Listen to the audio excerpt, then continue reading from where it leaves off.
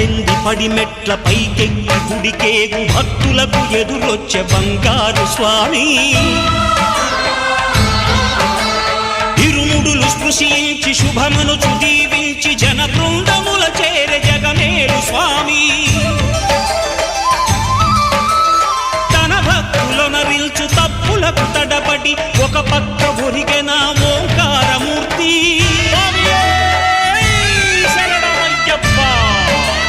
స్వాములందరూ తనకు సాయము కాగా ధీమంతుడై లేచే ఆ కన్య స్వామి